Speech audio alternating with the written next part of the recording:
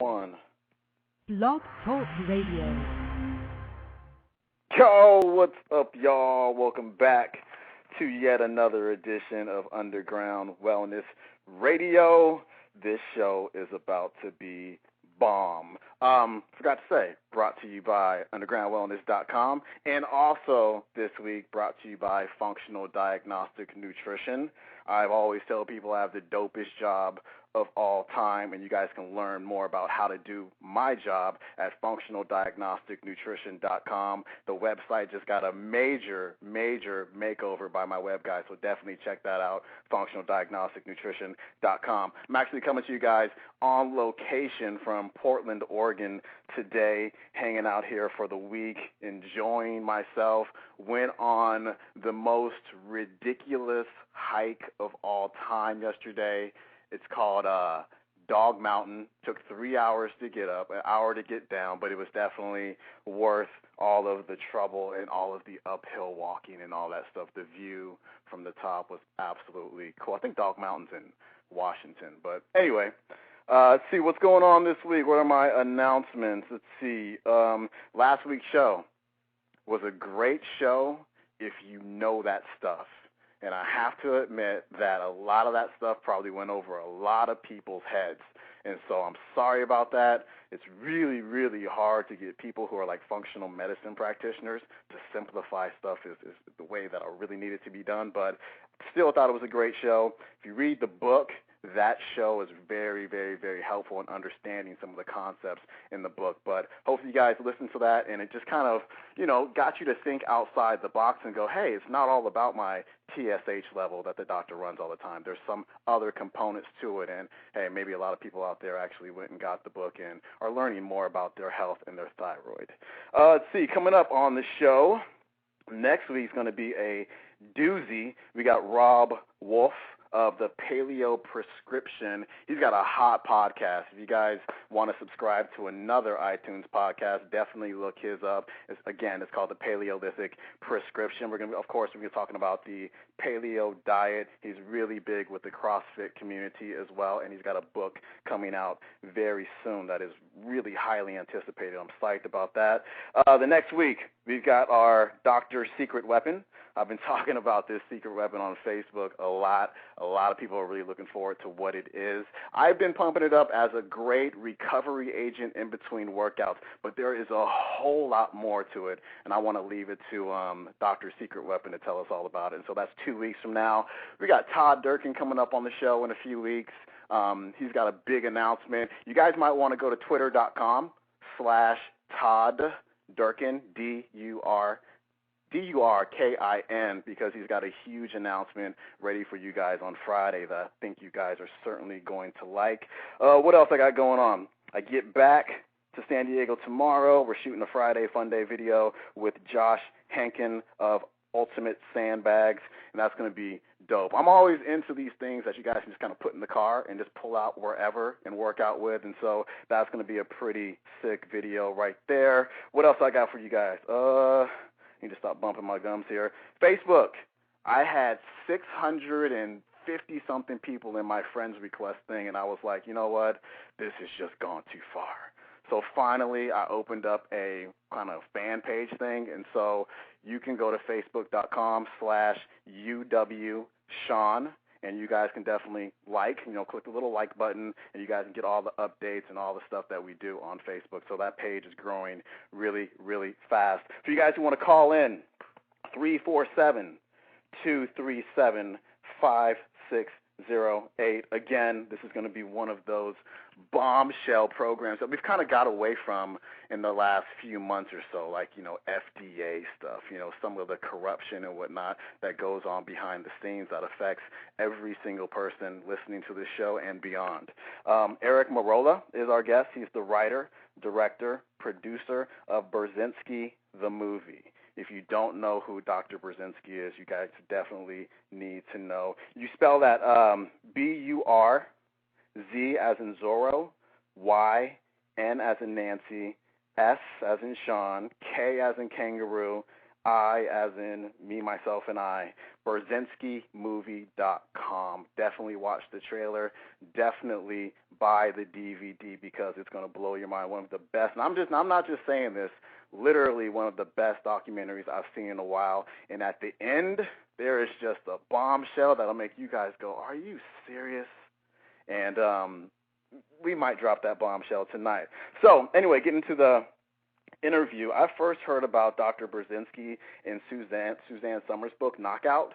I've talked about that a few times on the YouTube channel, and I kind of glossed over it the first time I read about it. I was like, okay, just kind of went through the chapter, and then the second time I read the book, I was like, whoa, this is some serious stuff this man is doing. And it just really, it kind of made me think about how we have these walks for the cure, races for the cure, runs for the cure, and all that stuff. We put all this money into cancer, but when somebody is, I shouldn't say this, curing cancer at a very high level, we tend to run from it. You know what I mean? I put up a video today on YouTube with the Burzynski trailer, and there's a lot of posts there from people saying, "Oh, this is quackery, this guy's a fraud, yada yada yada yada." It's like when something positive comes out about cancer, people just can't believe it, and it's a trip. And so we're going to tell, or actually, Eric Merola is going to tell one heck of a story tonight. And I'm talking too much, and let's go ahead and get to this show. Eric, are you there? I am. Thanks so much for coming on this show. This is going to be a great one right here. Thank you, Sean. I'm glad to be here. Right on. Hey, I want to talk about, what is this man's name again, to kind of give this a little bit of context before we get started. Dr. Ignaz Semmelweis. Can you tell us the story about him? Sure. It's just a great example of sort of how difficult it is to sort of break out of scientific paradigms. Essentially, his story is, I guess it's in the 1840s. He's, I think, an Austrian or Hungarian. I can't remember exactly, but the countries sort of merged at some point back and forth anyway. But he, back in the day, there was in some of the hospitals, there would be an autopsy room in the basement, and then child delivery room upstairs. And back in this time, the doctors back then literally would perform an autopsy with no gloves, not even wash their hands, and go upstairs and aid in the birth of a child. And back then, peripheral fever was a very big problem. And Ignaz Semmelweis was the first one because one of his colleagues accidentally cut his finger and got all the symptoms of peripheral fever, the same thing that all these mothers were dying from, and realized that they were simply transferring the disease from the autopsy room up to the delivery room. And this guy ended up dying. Anyway, all Semmelweis suggested to his colleagues was just wash your hands. Wash your hands after performing an autopsy and before aiding in the birth of a child. That was all his observation was, and he was ostracized from the medical community, and he later died in an insane asylum. and it's just a great sample of so many. It's not the only one. There's so many parts of you look at our history of humanity and look at science in general. You have the big ones like bloodletting or the flat Earth, and things like that, and where the belief system is so strong and so ingrained, where to suggest it's different than what you've thought it was all this time is virtually heretical. So he was just a great example because, frankly, that's Burzynski's.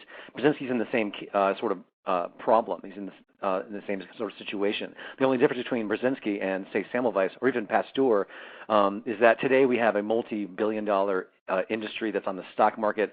Hundreds of thousands of people's livelihoods are dependent upon it. And you look at something like Pasteur's discovery, that was pretty much easily thrown into the public realm. But today, if he was alive today, discovering that stuff would be a little bit harder because he's got an establishment to battle, if you know what I mean. So this is a great example of a witch hunt, really a modern-day witch hunt. Tell us about who Dr. Burzynski is and what exactly are anti-neoplastons. Sure. It's basically, this goes back to 1967, when he's from Poland initially, and he went to Lublin Medical School in Poland. While he was getting his PhD in biochemistry, after he had already completed his medical degree, he discovered a strain of peptides in human blood and in human urine that had never been recorded before. He really didn't know what it meant, but he and his colleagues and everyone were very excited, and like any diligent scientist would, he continued exploring it.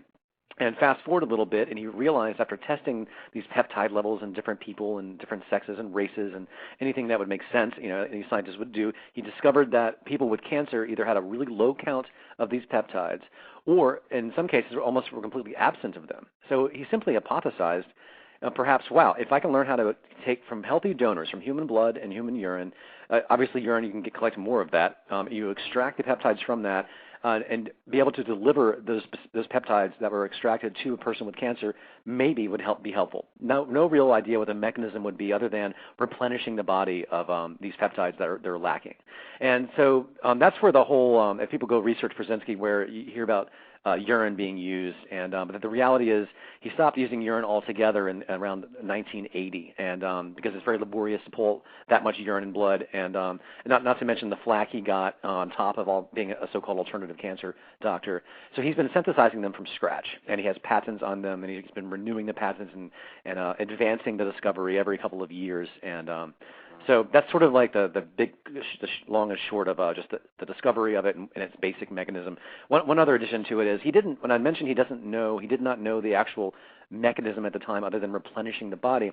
When they mapped the human genome around 1990, once that was mapped, he was able to realize that what he was doing, what these antineoplasms are doing, is not only are they being replenished to the body that needed them, but they're literally sort of reprogramming, they're turning genes back on and off like a light bulb switchboard. It's sort of like how he describes our molecular system when it comes to our genes. And you have tumor suppressor genes and you have genes that allow cancer to grow. So the goal is to turn off those genes that allow cancer to grow and turn back on those genes that that suppress it. And so that's basically it. And it just teaches cancer to behave normally like a normal cell is supposed to behave and die, as opposed to growing into this rogue cell that kills the host. So it has nothing to do with toxicity. It has nothing to do with poisoning the cancer cell. It's literally taking a hold of your genetic makeup in your system and reprogramming those cancers to behave like they're supposed to. As simple as that. So. Now our modern common cancer drugs, they work on genes as well, don't they? Yep, that's exactly right. And once, again, the human genome was mapped, all sorts of gene-targeted drugs started popping up. And I'd like to talk about that. I can go ahead and discuss that now really quickly. Yeah, go for it. So when you see the film, it's all about his struggle with antineoplastons, his discovery. And so today, if you want to be treated by antineoplastons, you're limited because he has to pay for his own clinical trials approved by the FDA. Unlike, say, Pfizer or Amgen or the other guys that would get 10 or 20 plus $1 million from the government, even though they have billions, they for obvious reasons they don't want to help him out, so they're not going to give him a dime. So he has to pay for his own clinical trials. So because of that, it's very limited, and he wants to only go after the most incurable cancers since he has to fund it himself. So he goes after the most deadliest brain cancers and then adrenal cancer. It's like basically there's 5 greenlit for phase 3. So if you have, say, lung or liver or bone cancer, something like that, you cannot get into those clinical trials because there's no clinical trials available to be treated with antineoplastons. So what's really wonderful and exciting that he's been able to do is, being the sort of brilliant scientist that he is. Now, this is kind of a lot of information. I'll try to make it as simple as I can. Take as long as you want to. We got plenty of time. I'll preface it with this. In 2006, the former head of the National Institutes of Health wrote a letter in U.S. News and World Report, and he talked about how there will be a day when an oncologist you'll be diagnosed with cancer, an oncologist will draw your blood, he will insert your blood into a machine, a computerized database that will pull from all of the gene-targeted cancer drugs clinical trial data since they were hit the market and were being tested, and figure out, because right now there's about 30 of them available today, for instance, and we'll figure out the exact combination, cocktail, and dosage schedule and levels of choosing from all the array of the Avastins and all those other gene-targeted drugs that are out there for that individual, very personalized, individualized treatment. And the computer database, because we'll have all this data, will spit it out. And it's essentially what Burzynski's doing today with his brain for his private practice walk-in if you're not able to qualify for a clinical trial because of your cancer isn't one that's available to be treated. So essentially what he has done, and he has a whole staff of people that are constantly updating this, he's studied every clinical trial, all data from all clinical trials from all gene-targeted cancer drugs on the market. So if there's a cancer drug A is approved for, say, liver cancer, but the clinical trial data showed that it was fantastic for people that had liver cancer, but also metastasized to the bones or the lungs or the kidneys. So if you have, say, a lung cancer patient and it comes in, doesn't have liver cancer, but he will use gene-targeted drug A that was approved for liver cancer off-label, because based on the clinical trial data, it was fantastic for lung cancer. And he'll not only just use one, but he'll use 5, 6, sometimes 10 other ones that also had the same similar data. And then in addition to that, this is really exciting, he uses another substance called phenylbutyrate. It's a fairly common substance, and most scientists know about it, but it's very new in the world of cancer treatment. When you ingest phenylbutyrate, your liver metabolizes it into a weaker form of one of his medicines called AS2-1 that he has a patent on. And since they're naturally occurring peptides anyway, so he's able to give you one chemical that it's also the phenylbutyrate's in the family of his synthesized antineoplasms as well, but it's not patentable. It's sort of it's one of those chemicals that's sort of in abundance. So he takes one chemical, the phenylbutyrate, into your system in addition to all the other gene-targeted drugs that are attacking your cancer, and your liver metabolizes it into one of his own inventions. So he figured out a scientific loophole to give you a weaker version of this invention that's tied up with the FDA, in addition to this personalized treatment. If you followed that, it's exciting because it's as effective, if not, well, I want to say more, but it's simply as effective as his initial discovery. So it's sort of how it's evolved for him. So I'll give you a couple of just quick examples. In the first film that you've seen, that on DVD is available, it doesn't talk about this side that I just described, because I wanted to talk, there's just basically too much information to try to cram into one film. I wanted to talk about his discovery and his battles and him coming out the other side. And the follow-up film will include all of this and have a lot of patients.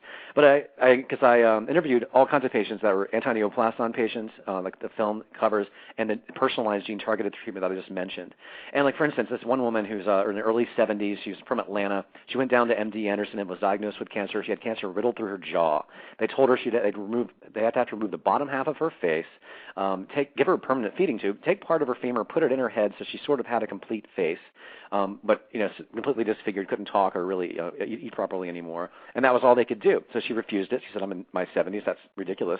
Found out about Dr. Burzynski since she was in Houston anyway, went right in the door, and 4.5 months later, using this gene-targeted personalized treatment I mentioned, she was cancer-free. She's been in like 5 or 6 years.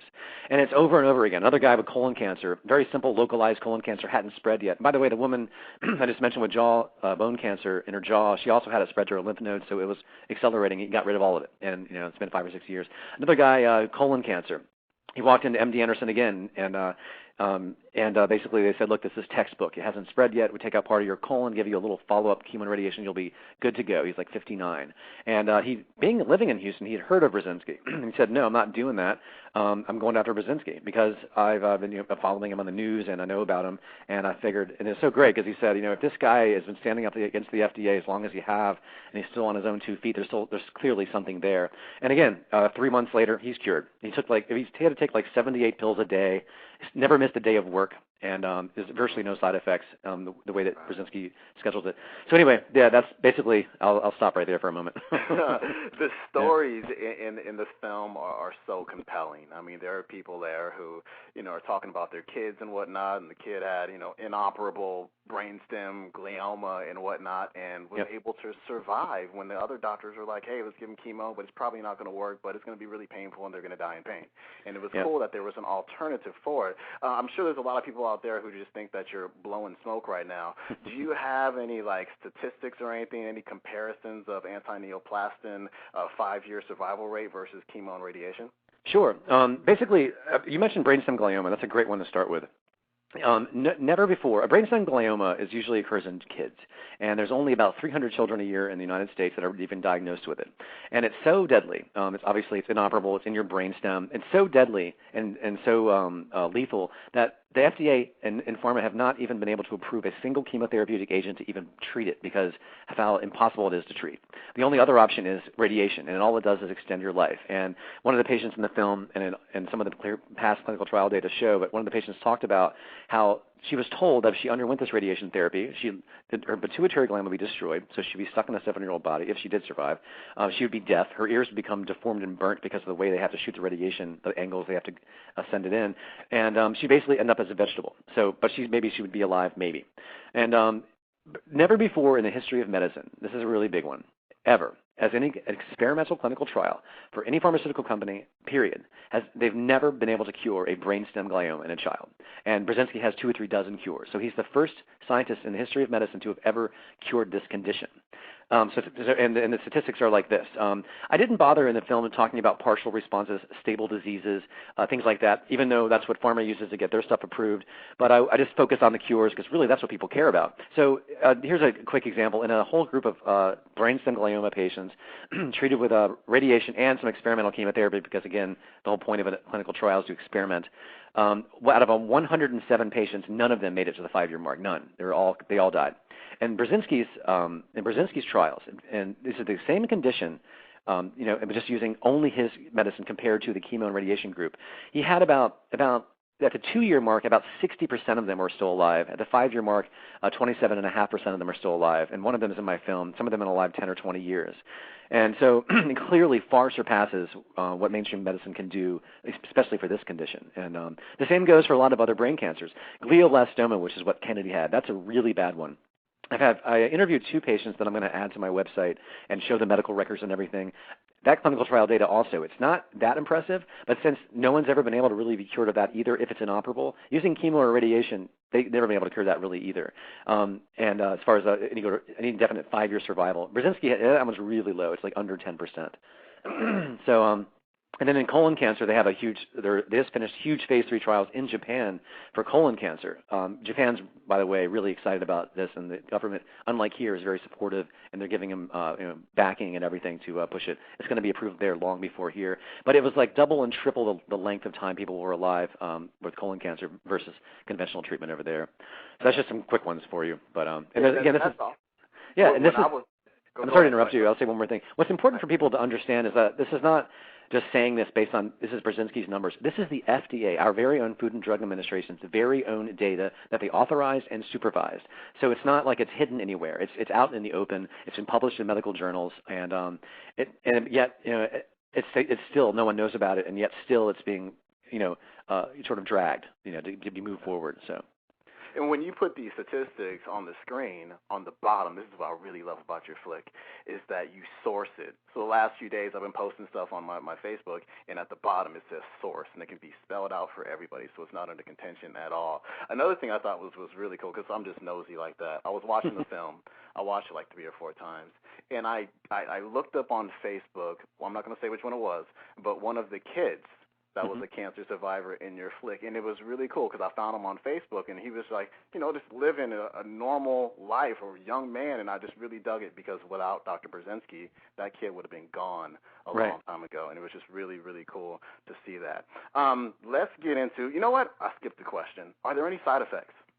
The only side effect is dehydration, because well, in usual people, not everyone, when they first start anti-neoplaston treatment, like any new substance entering their body, the system might go into a little bit of uncomfortableness. Like, for instance, I've been told that people get a little chilly, a little bit of feverish the first 48 hours or so as the medicine's going in, and then after that they're fine. Because he uses sodium as the catalyst, the carrier, to bring it into your system. And because of that, it causes a lot of dehydration. So that's about it. Like some people said they had to drink like 3 gallons of water a day to sort of keep going through it. But that's it. There's no other side effects. Wow. And I'm sure everybody's familiar with the side effects of chemo and radiation. That's huge. Let's get into big pharma and the FDA connection. Pharma is making lots of money. Of course, they're bound to their stockholders and whatnot. They got to get that stock up. Tell us about that connection. Tell us about the Prescription Drug User Fee Act. Sure. Basically, up until 1992, there was always a lot of revolving door personnel going back and forth between pharma. First of all, I hope people realize pharma is not just a sort of a euphemism or a metaphor for just all of the pharmaceutical industry. This is a group of people that have their own board of directors. It's sort of like what the Milk Council did for the Got Milk campaign for all of the milk industry. That's what pharma is to all of the pharmaceutical industry. So it's sort of like they're big protectors, and if you know what I will. So up until 1992, there's a lot of revolving door personnel. So it's always been sort of an issue when you have people that used to work in the at, say, Pfizer working in the drug evaluation department for the FDA, there's going to be some conflict of interest that's going to arise. But in 1992, they really took it one step further. And what they did, as most people know, is there's I guess there's like 1,000 lobbyists, like 3 lobbyists for the pharmaceutical industry per each member of Congress, essentially, between 2 and 3. So there's a lot of power there and a lot of money being thrown around. In 1992, pharma lobbied Congress to pass what's called the Drug User Fee Act, which basically the FDA didn't request it. It didn't. They just sort of forced it upon them. So what it is the FDA now has to accept money from the pharmaceutical industry per application for any new drug to be approved, to be submitted to be approved. So whether if Viagra had to pay a fee in order to get this thing to be considered by the FDA. So and every year it keeps going up since 1992, and Congress could kill it any time. Every year they can either not renew it or renew it, and it's gotten to the point where over 50% of the FDA's drug evaluation department money comes now from pharma. It's no longer just the taxpayer money like what most people think at all. So when you have when the FDA has sort of been propped up to where now they're dependent, there's a larger staff, obviously, so they can rush their drugs through, Vioxx, things like that, and of course the drugs I'm sure that are okay, and so it's you basically the FDA is now financially dependent on the very industry that it is been asked to regulate. So it causes a really big problem. And sorry. Yep. I think the number that you put into the movie was that pharma has given the FDA about $500 million last year. It's over $500 million, like 600 and some million. Yeah. And each application, and it goes up every year. The year I had to change the numbers because I was working on the film for a couple of years. It was like $100 million less the year before. So you can imagine how fast it's going up. And it went from 1.2 million per application. So for a cancer drug requires clinical trials, they have to pay the FDA $1.2 million per application for each drug. Now, that was 2 years ago. That was a year ago. Now this year it's like $1.4 million. So it goes up every couple 100,000 every year. So you can just imagine how that's going to continue going. And of course, this is fast-tracked drugs through this process. I mean, they're getting through faster and faster and faster. And the thing that I found really ironic is that anti-neoplastons haven't really been approved, but they've been around since 1977, right? Yeah. Well, his first cure was in 1977, and it was since then that he's been asking the FDA for clinical trials. And I'll talk about it in more detail later, but it wasn't until the 90s that the FDA was sort of backed into a corner and forced to allow the actual clinical trials to begin. But so he's been in clinical trials with the FDA since 1995. And what year is it? I mean, and it's insane. I mean, while something like Gleevec, which is a very wonderful drug for people with leukemia, also a gene-targeted drug, by the way, same mechanism was what Burzynski does, but specifically for leukemia, that was approved in 4 months before it hit the market. So, 15 years, 4 months. This is the way I see it, though, from where I sit. And I'm going to throw an opinion in here, and I try not to use many opinions, but it's a subject that's sensitive. But I think it makes a lot of logical sense to me. When a new drug hits the market, it has, like, say, a Viagra or Propecia or Gleevec, whatever. When it hits the market, and whatever industry, whatever entity has the rights to that drug, so say it's Pfizer, then that company gets a 7-year exclusive license on that drug that only that company can sell this brand name drug before it becomes generic 7 years later. So imagine for a moment, if the FDA is sort of so overrun with pharma and they're able to squeeze all these drugs through and fast-track them like crazy, even if they know they're dangerous, they're still going to make a profit and they'll deal with the class action settlements later. And by the way, most all class action lawsuits like Viagra or Vioxx, for instance, the pharma still made it out way ahead, even though all they had to pay all that money back after they killed 60,000 people. So anyway, but if they have the power to do that, then you have to come to the conclusion, I come to the conclusion that they also have the power to put the brakes on something they know will be financially problematic if they let it go through.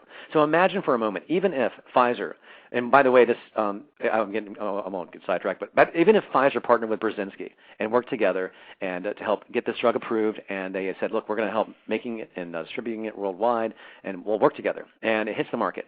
What's going to happen when Pfizer has basically the only person who allowed to sell anti-neoplastons to the public? What's going to happen to Amgen and Johnson & Johnson and Bristol Myers Squibb and all the other guys when they're peddling their chemotherapies that have been around since the 40s and all the drugs that go along with that to cope with your chemotherapy? And then, of course, they do have gene-targeted drugs, but it's still not the big granddaddy like anti-neoplastons. What's going to happen to them? Most likely their stocks would plummet and people would be laid off. And you would think that in a capitalist system with such a dog-eat-dog world, you'd think that a company like Pfizer would realize this and just basically destroy the rest of their competitors. It would completely demolish the industry. But this kind of thing they've never been faced with this before. So from a business standpoint, I just sort of have to come to the assumption that some people, on the board of directors of pharma realize how devastating this could be if it hits the market. And it doesn't mean they don't realize it's going to eventually hit the market anyway, but whatever they can do to put the brakes on it as long as humanly possible, they're going to do it. And it's just for financial self-preservation only. Look at the fact that we're not everybody's driving an electric car, or there's like so many other examples in history where industry has stifled it for self-preservation, and that's the way I see it. And in fact, last December, Jeff Kindler, the CEO of Pfizer, called Burzynski last December, said, I heard you're starting phase 3 trials, and we'd like to have a conference call on Skype with a lot of my other colleagues and talk to you about it. And everybody got extremely excited, and it was like, wow, maybe the tide has finally turned. And, of course, he never called back. Wow. So, and that kind of thing happens over and over. As you saw in the film, Japanese companies, pharmaceutical companies, were excited, and they back out. And then Italian, excited, back out. And then Elan, we can talk about later, the Irish company, tried to steal it. And it failed. So, let's talk about that. We got some bombshells coming on this show. Yeah. Whoever's listening to this show better hang on to the end. Eric and I talked a little bit earlier today, and I was like, Eric, I don't want to give away the big bombshell in your movie, but you're totally cool with it, man. I really do appreciate that, and people definitely need to still go out and get the movie for sure. And one thing to add to what you were talking about just now is Dr. Burzynski owns the patent. He stands to make a whole lot of money, while a lot of people lose a lot of money. Let's get into some of the shenanigans that have gone on with this. Texas was the first place that gave him trouble. But from what I understand, he actually asked first. Yep. He asked to see if it was okay if he administered his anti-neoplasms to his patients. And he was told it was okay, right, as long as it stayed in Texas. Is that right? Yeah, here's how it went down, essentially. He fled Poland, by the way, sort of an interesting detail. He fled Poland, first of all, in the early 70s because he did not want to join the Communist Party. And so he fled Poland, essentially, to get away from tyranny and suppression. And he quickly got a job at Baylor College in Texas, teaching medicine, and he got grants from our very own National Cancer Institute to study those peptides.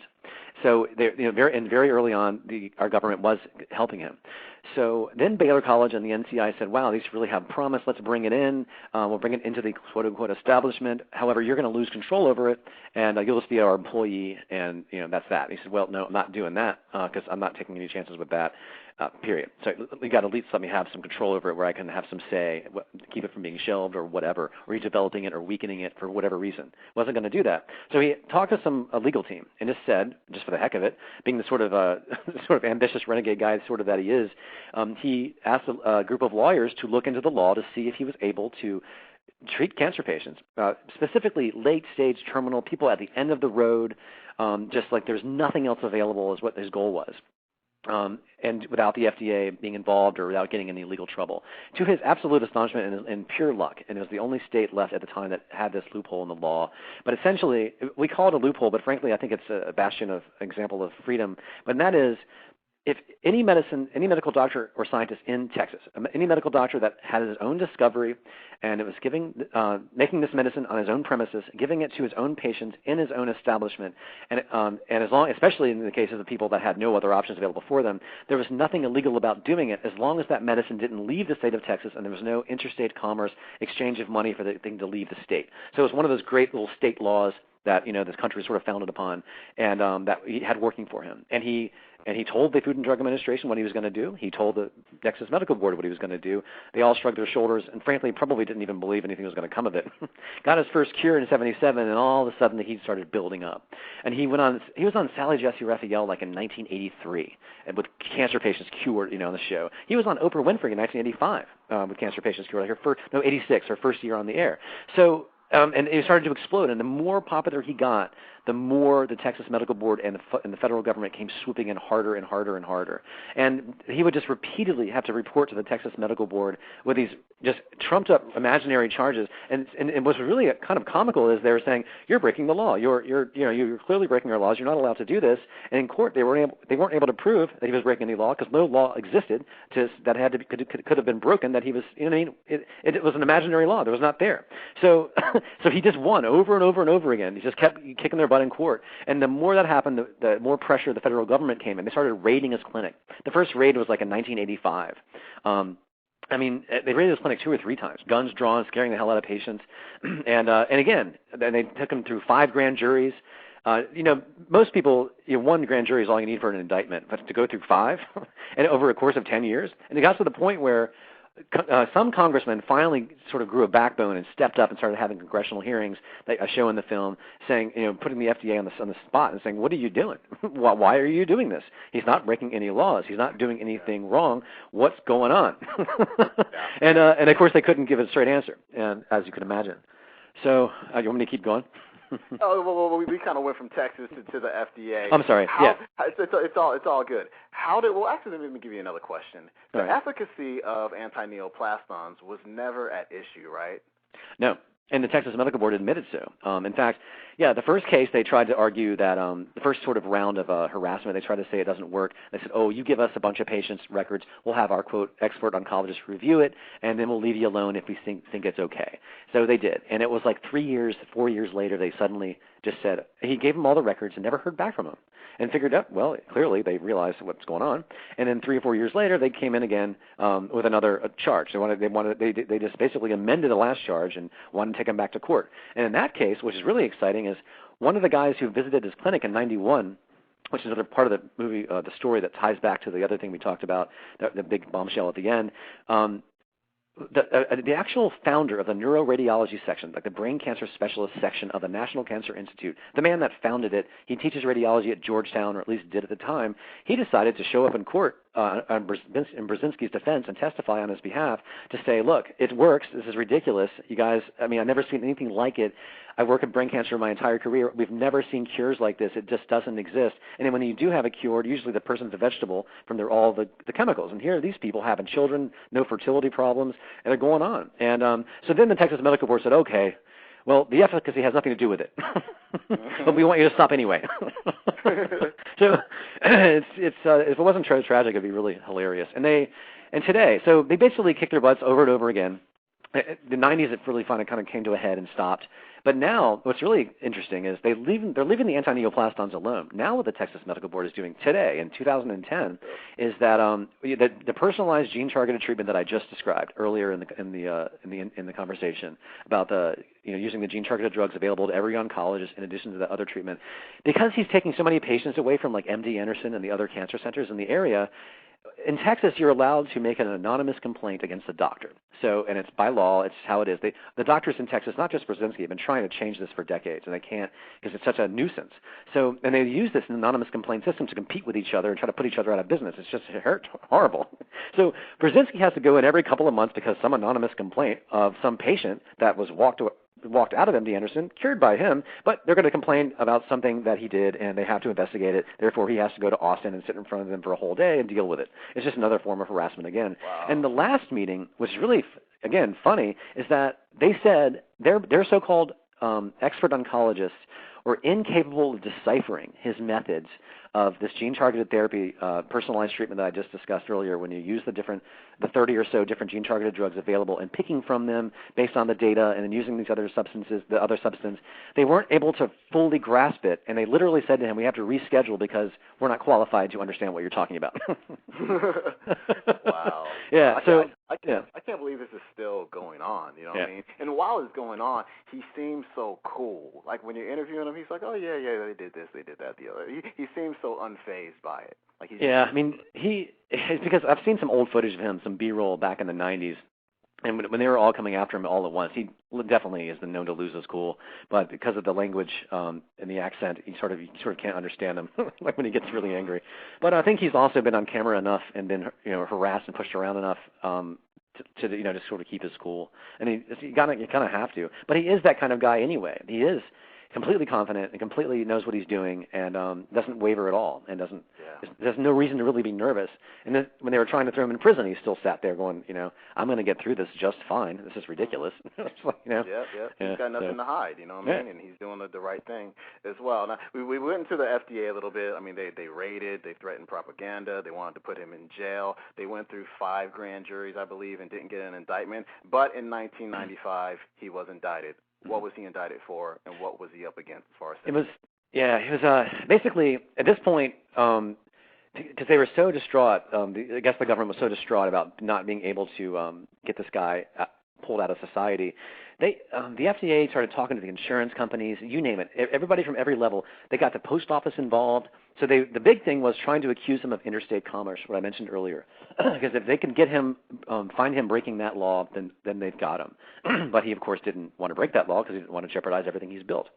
So people would travel from all over the country and be treated, but they'd have to have a local doctor in their area to sort of oversee their treatment, because most people, say, living in Oregon, can't just go just move to Texas to be treated, and most people have families and jobs, et cetera. So that was part of it. That was some of the charges.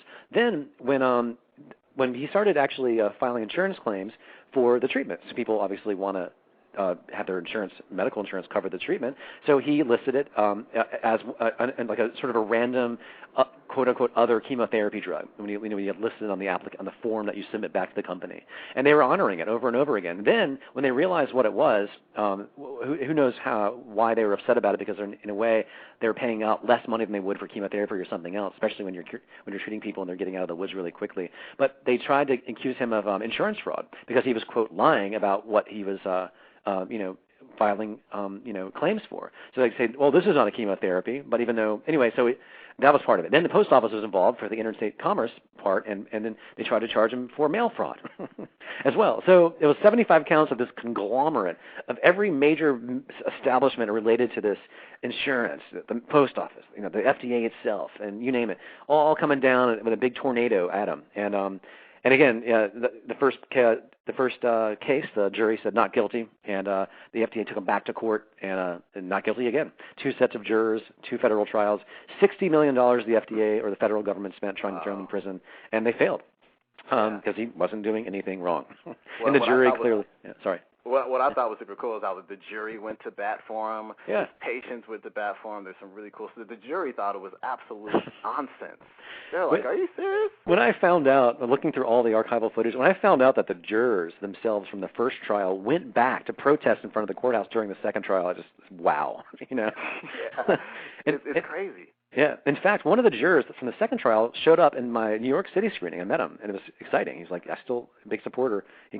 Still to this day, 15 years later, they're still supporting him. So what I thought was really ironic is that meanwhile, while this stuff was happening, he was actually conducting FDA-approved clinical trials. Oh yeah. By the way, yeah. Because all that I mentioned earlier, the congressional hearings, when the congressman finally said to the FDA, what are you guys doing? What's going on here? Why are you continuing to harass him? And after one failed jury after another.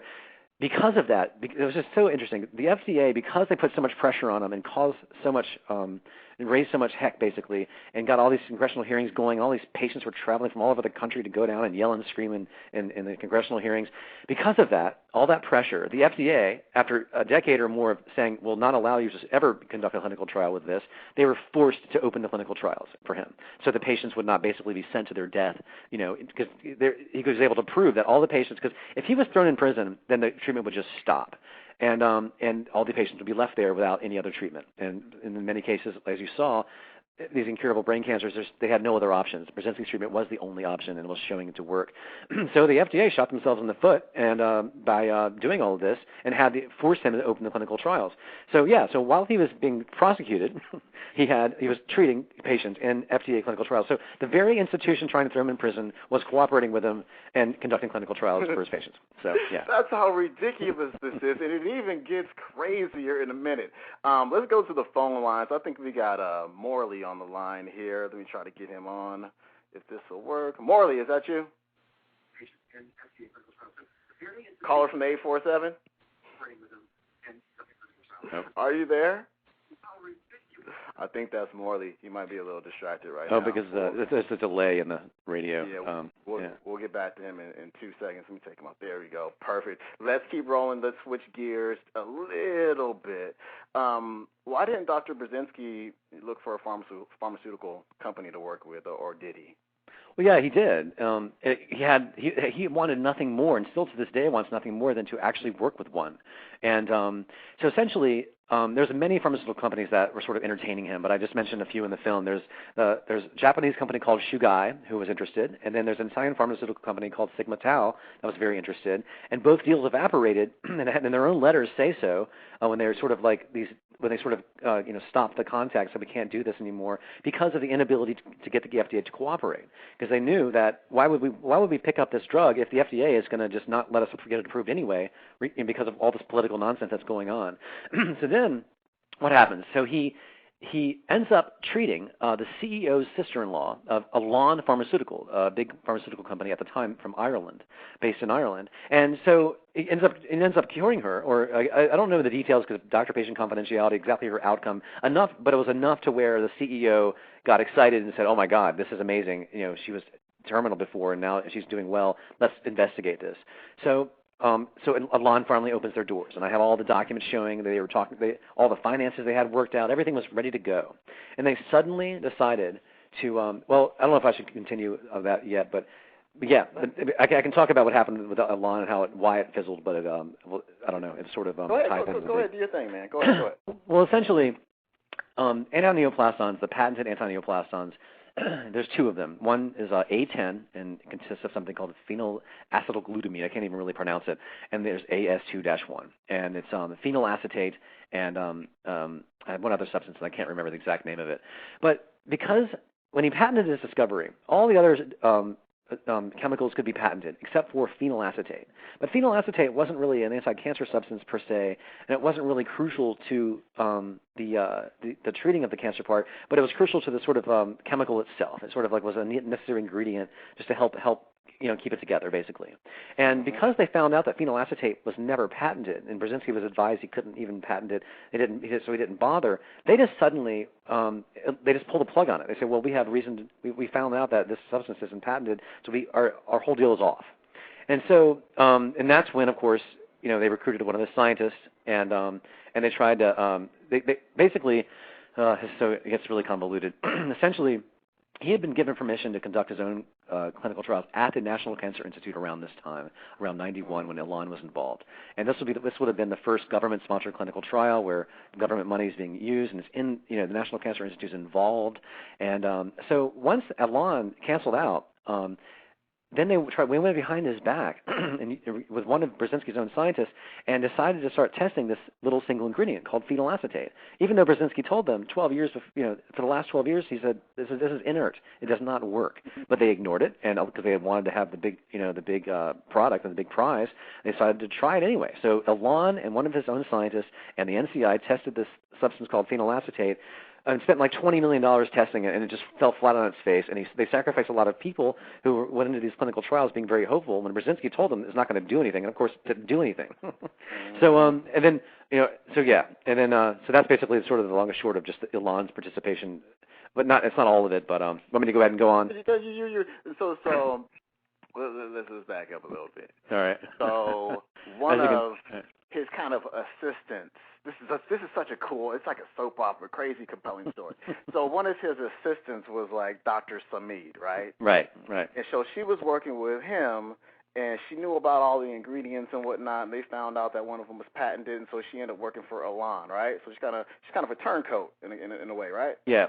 Essentially, this is what happened. Because Burzynski had so much of a bad rap, he thought, why not? And I can't get a pharmaceutical company to be on my side. Why not at least get a mainstream sort of scientist to sort of partner with me? So he hired her on retainer to study one of them, AS2-1, one of the two antineoplastons. And it was great because she was able to speak at all these big cancer conferences without having this sort of baggage of being Dr. Burzynski about this, and just to show the data, because after all, isn't that what it's about? Just the scientific data. Who cares who invented it, and all the trouble he's been in. So that was going on for a while. And then once Elan got involved, he assigned her to Elan. Said, "Okay, you guys deal with Elan, or you can deal with Elan, while I'm busy over here doing my thing, and since you know the chemicals so well, etc." So what they did is they recruited her. She just fell off the radar. He just never heard back from her. She never called back, never returned calls, just disappeared. And then, like I said, she worked with the NCI on this one ingredient and tried to move forward with it without him. And then you find out later, with the patents, I don't really know when the right time is to sort of let this out. I guess we were running out of time, aren't we? So essentially, we're good. Okay. We got some time for sure. If you got some time, we're almost there, my man. All right. So the National Cancer Institute wants to run some trials with antineoplastons, and as you said, they kind of ditched that off to the side for a second to work with this particular ingredient with Elan. Yep. And then they came back to the anti-neoplastons. And Burzynski is pumped about this. He's like, yes, it's about to go down. You know what I'm saying? Yeah. We're about to get some real research. However, who was this guy? Dr. Friedman, who was running this whole deal, right? Yeah. He wanted to not only change the protocols, but he also wanted to change the criteria by which Dr. Burzynski wanted to admit, subjects. Right. And now that's a major problem right there, right? Because Absolutely. if you change the protocols, then you're not really doing what Dr. Burzynski was doing, right? Right. And Burzynski had been working with these substances for 20 years. He told them the schedule and protocol for the types of patients, that they wanted to treat. And in this case, it was glioblastoma, which is what Kennedy had, and then anaplastic astrocytoma, I believe, which is sort of an earlier version of it. And about 15,000 Americans at the time, a year, were being diagnosed with this. But somehow they were having difficulties recruiting patients. They claimed they couldn't find any patients. We can't find anybody that wants to be treated.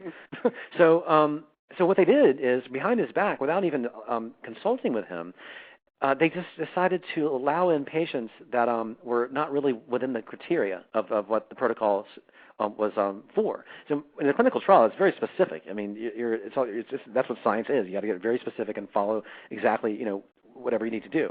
You don't use orange juice to make coffee. You use water. So that's what they're trying to do. And Burzynski got really upset, and I got all the letters, as you saw in the film, saying, "Look, you can't allow these people to be treated because the criteria doesn't fit. If you want to bring these people in, great, but you got to change the dosage, you got to change the schedules, we have to redo the protocol." And they said, "Oh no, we're keeping the protocol as is. We're going to keep the orange juice in the coffee pot, and we're going to do it anyway, and we don't care." And of course, he even said, "Hey, if you guys are going to do it like that, I'm not even going to provide you with the anti-neoplastons." And Friedman gets back to him and says, "Well, we're just going to get them another way." But it's that's patented. right. It's patented, so they're not supposed. Is that a federal agency or whatever? The NCI, national something. They're not allowed to infringe on patents, are they?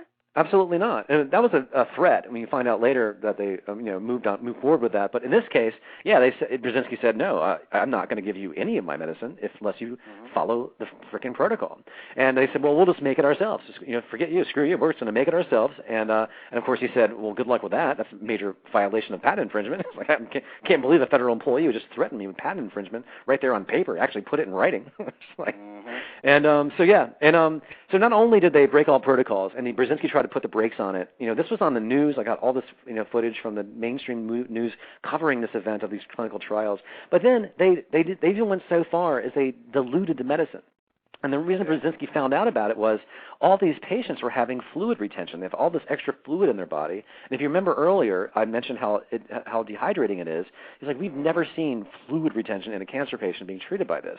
He's like, why could this happen? So he gets a hold of the data, and it couldn't really make heads or tails of really what was going on. And they refused, even though they agreed to allow him to be in on it and oversee the data and be involved and aware of what was going on, they just suddenly closed the door on him and said, "Nope, sorry, you can't come in," while they're busy diluting his medicine and changing protocols. So then he finds out, because this was it's so amazing. He finds out about it because, first of all, the clinical trials were stopped short because Burzynski said stop. He threatened to sue them. And he said, you got to put an end to it. If you're not going to do it right, you just have to pull the plug on the whole thing. And they did. And they even admitted in their own press release that because the clinical trials were never completed, that no conclusion can be made. It's a scientifically invalid trial, and it's a big waste of time. Then 4 years later, by the way, this was going on at the same time they were trying to throw him in prison. The FDA was trying to throw him in prison. So I was just about to say that. This is this started in 1990, right, or 1991? 91 is when the talks began, because the NCI visited his clinic in 91, and then around 92 or 3 where they pushed him aside to test phenylacetate with one of his own scientists. And then it was right around the time of the trial that they were doing this. So you had the Texas Medical Board trying to take away his license. You got the FDA coming in, raiding his clinic, taking him to court. Then you got the NCI running around, basically intentionally killing cancer patients by diluting medicine and changing protocols. In his name. And he still comes out. Anyway, so then in 1999, 4 years after all this was over, after he beats their butt in court, he gets out of the woods completely, and he's finally a free man, and in the highest Supreme Court of the state, finally free. Then the National Cancer Institute decides to just vindictively publish those trials 4 years later, the same trials they said were scientifically invalid, they published it in the peer-reviewed medical literature. And whoever published it was careless enough and frankly stupid enough to actually put the data, the blood level data of the antineoplastons in the patients. So they said, 9 patients were treated. We only had 9. They all died. They had no signs of cancer, regression. And here's the data, and here blah blah blah. And you look at the data, you look at the blood levels, and basically some of them were it was like 200 or 300 times less than what should have been in the patients. It was insane. Actually, no, it was more like 170 times less.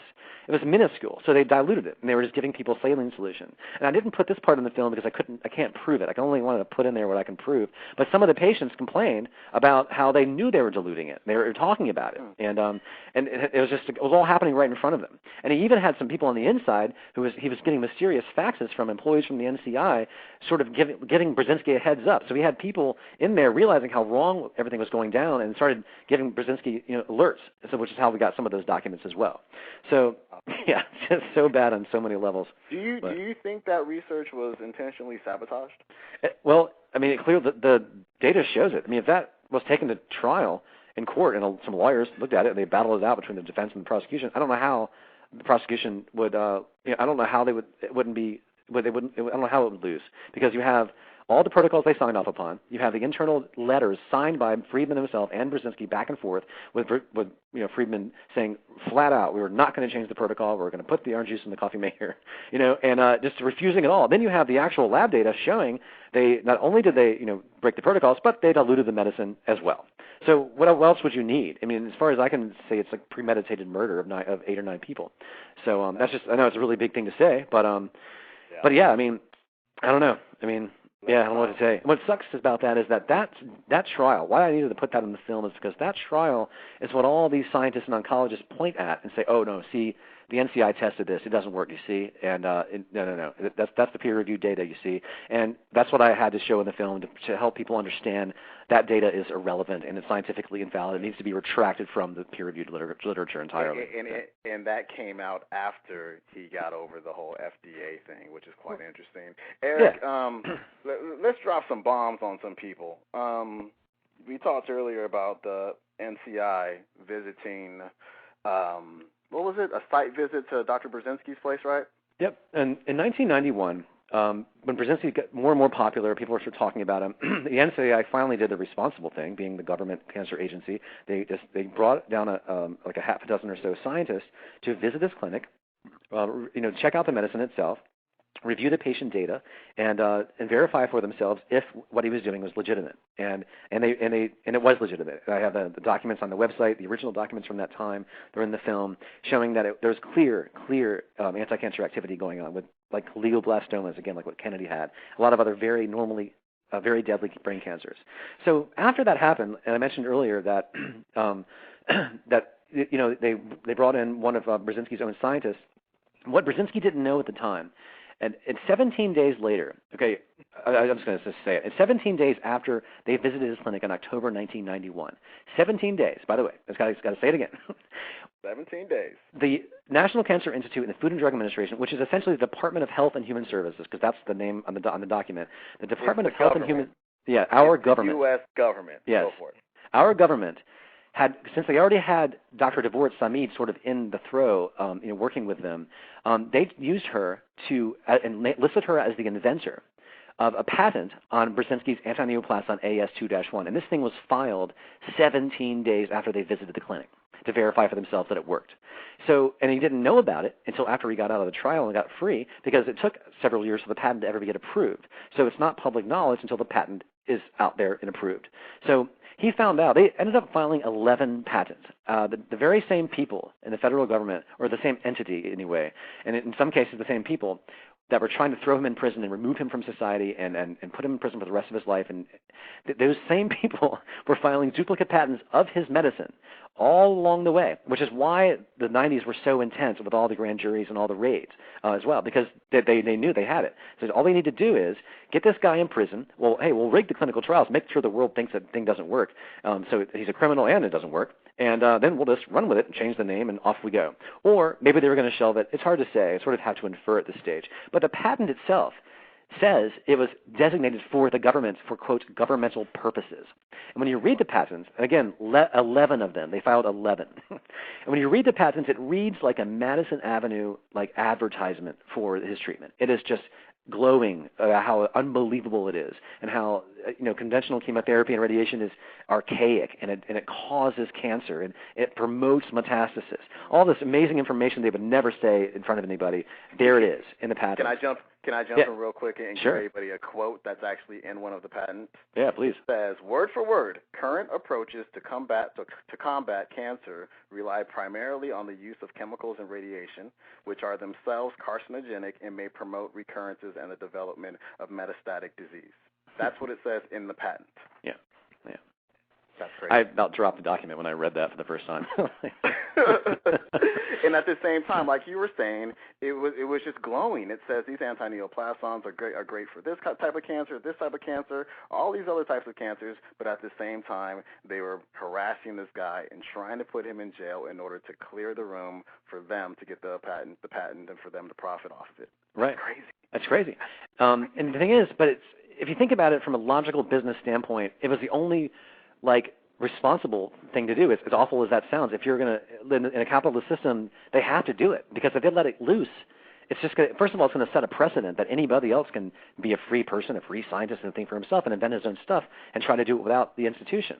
You know what I mean? It would just basically, Burzynski, when he pulls this off, this has never happened in the history of humanity, essentially, or at least in modern times, where we live in such a structured system where the pharmaceutical industry, in this case, is so involved in the process of getting drugs to the market. We've never had a single scientist, like a modern-day Pasteur, like Burzynski sort of is, take it, invent it, and discover it, invent it, and then patent it, and then treat people, and then cure it, and then have clinical trials, and go through it and get it approved where the establishment can't have it. It's his. It's never happened before. And so that's, from where I sit, that's a big problem. And so that's what they had to do, to sort of knock him out. Well, Dr. Samid, who worked with him, of course, like you said earlier, was written in as the inventor of this on the patent. What happened to Dr. Friedman, who was conducting the NCI trials? Are you ready for this? Dr. Friedman is the president and CEO of the L.A.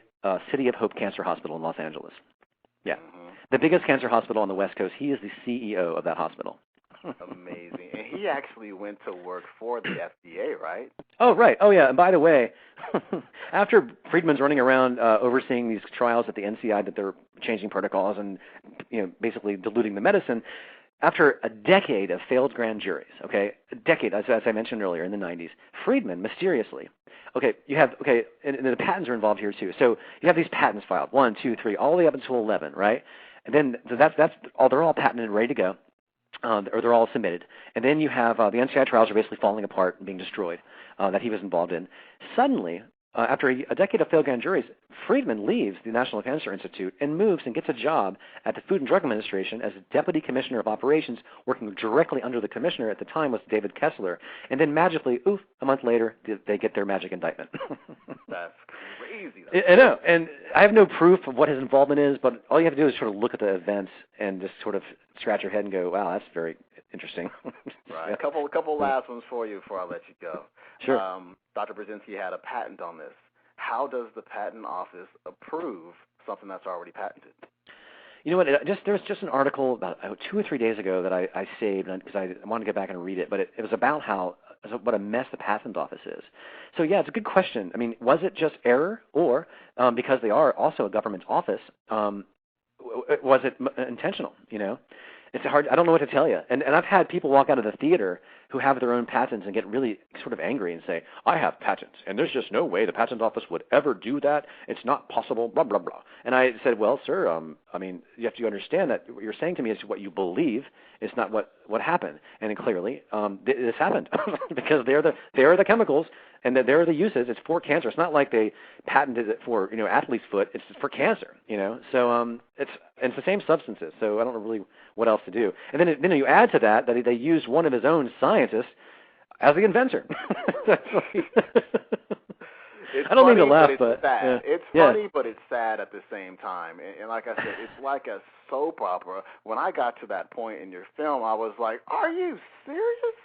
You know what I mean? I thought I had heard enough crazy stuff, and I went, whoa, U.S. government tried to do that? Like, that was crazy. It was, and you also, you add to it, too, that Elan Pharmaceutical, the Irish company, they're also listed in the patent. So clearly, they were sort of in on it in some capacity as well. Wow. So, wow. We couldn't connect with Morley earlier when he was trying to call in, but he sent me a text, and he said the essence of his question is, how do we expose the FDA for the fraud that it is?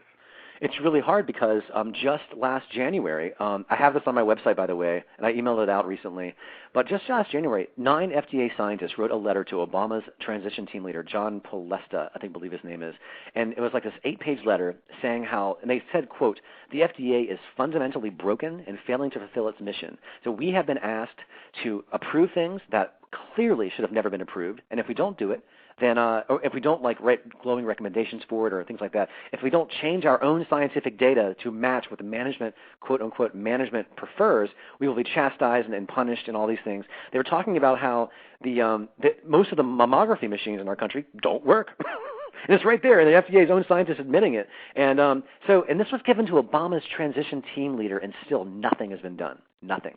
And on top of that, David Axelrod, Obama's chief advisor, I guess it is. What is it? What is he? I don't know what is.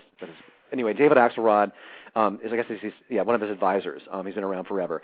He's seen the film because one of the guys helping to raise the money for Burzynski's Phase 3 trials is an old college buddy of Axelrod. He's also used to work at Pfizer as well, and he met in Washington with Axelrod, gave him the film, heard back from him 2 weeks later and said how amazing it is. Oh, my gosh, we have to open up a new investigation. I'll try to get a copy into the White House, blah, blah, blah.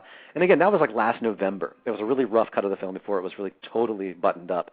So nothing's been done. I just think it's too big. I don't know what to tell you. How do we expose the FDA? They're also such a secretive company. They will not, or agency, they will not go on camera and speak to you. Well, so sort of like a Monsanto. Yeah. Well, we expose the FDA, through films like yours. And sure. Through shows like this, and hopefully this will get a little bit of traction, and people will listen to it, and they'll tell their friends and their family about it, and they'll go to BurzynskiMovie.com and buy the movie and get people in their houses to watch this flick because, it's one of the better movies I've seen in a while, and I'm very, very easily bored. You know what I'm saying? Yeah. And so I definitely commend you for what you've done here for sure. I want to make a documentary myself, and I'm looking at yours as kind of like that's how good I want my documentary to be. I want people at the end to be like, oh, what? You know what I'm saying? I thought it was a great climax, and I'm sorry that we had to kind of give away some of the stuff here, but it's just such a good story, and it made for really, really good radio. Eric, do you have any parting comments for us today? Basically, you talked about people just getting a chance to see it. From where I sit, the only way we're going to see a shift and allow this treatment to be available and allow a change in this completely awful failed war on cancer with Burzynski at the forefront of turning the whole thing on its head is if the public knows about it. Because politicians are politicians, and they will eventually answer to the public if the majority of the public want something done. But they're not going to pay any attention to little guys or even Burzynski or other patients, jumping up and down, just if there's just a small percentage. And the fact that we have politicians that make decisions based on science, we don't have a politician come in and fix our refrigerator. Why would he make a decision about it? It sort of makes you wonder, what do these guys do and what is their role? I'm getting sidetracked, but the people need to know about it. So I just recommend, send the clips around, send the trailers, get the DVD, give it to a friend. And once I think we have a chance of reaching a tipping point where people have to know about it.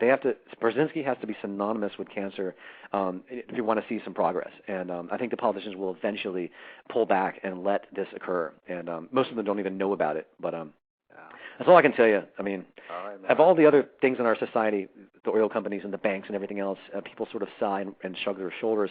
Here's something we can do, we have control over, and that is letting people know, because you're talking about people's lives versus just, so that's basically all I have to say. Yeah, I could not agree more, my man. Great interview. I definitely, again, I appreciate what you're doing, man. And, when that next flick comes out, we got to bring you back on the show. Cool? Absolutely. I'm doing a follow-up showing what he's doing today, what I mentioned earlier with the personalized treatment. So, Right. Yeah. Eric Merola, thanks again. You have a good night. Thank you, Sean. Bye-bye. No problem. Right on. Great show. Awesome story. My man talks kind of fast though, huh? But it's cool because it's just such a great story, and it's one of those things you get excited about because you're like, whoa, this dude is straight up curing cancer. And so, guys, thanks so much for tuning in and for podcasting in. Make sure you tune in next week because Rob Wolf is on. I'm really excited for that show. Again, Evelyn Book's the greatest guest of all time. And so I will see you next week. I'm out of here. Peace. Of all time. And so I will see you next week. I'm out of here. Peace. Of all time. And so I will see you next week. I'm out of here. Peace. Of all time. And so I will see you next week. I'm out of here. Peace. Of all time. And so I will